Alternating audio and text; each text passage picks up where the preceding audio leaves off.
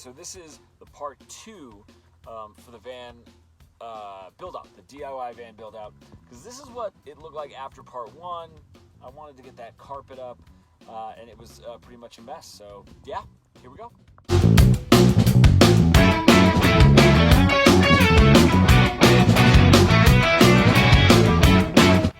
All right, so now laying down the plywood to sort of even the floor out from where the seats would brace in, making everything even, and then laying a little bit of insulation, and now cutting the first layer of the floor.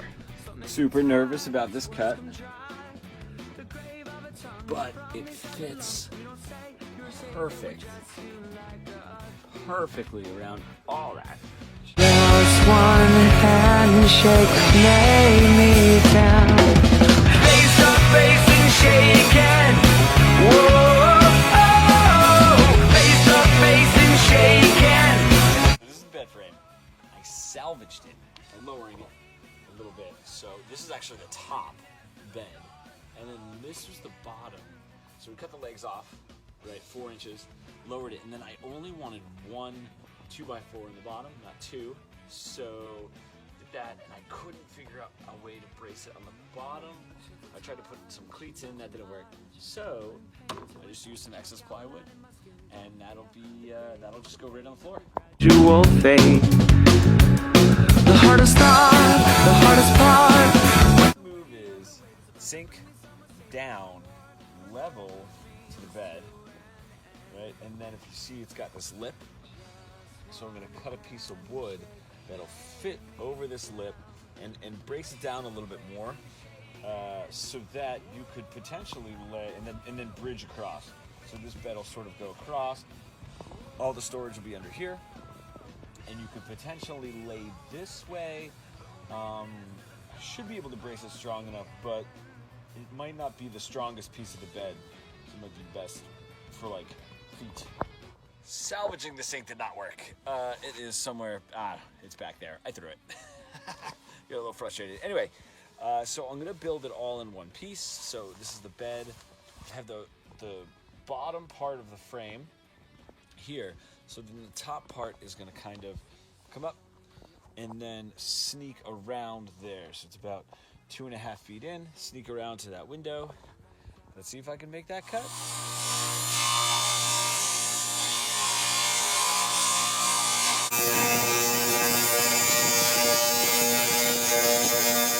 Oh, it fits.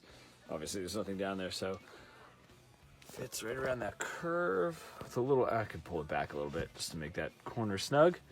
All right, I'm gonna cut the sink. All right, it fit. I can't believe it. I'm not gonna lie. There's been a lot of times that I've cut something, I put it in, and I've been like, oh, well, God damn it, I cut that thing backwards. So this is it. This is the top.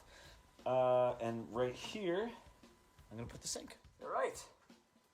This is my fancy sink. There's still some chili in there. That's pretty gross.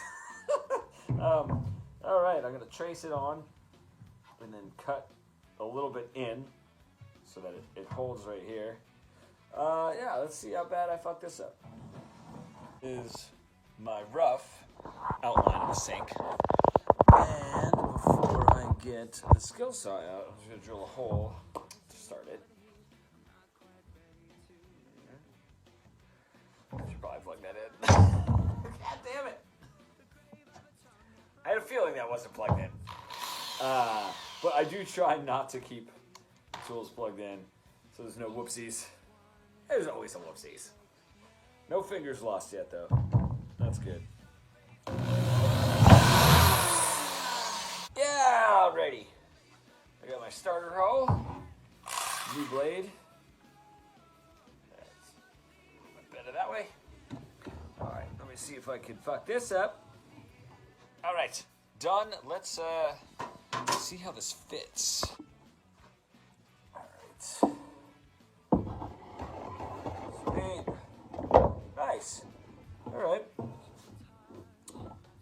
Cool. That fits. Tile time. This is the sink. I can kind of pull back. That's my big mound of blankets right there. So this was what you were just looking at, the sink.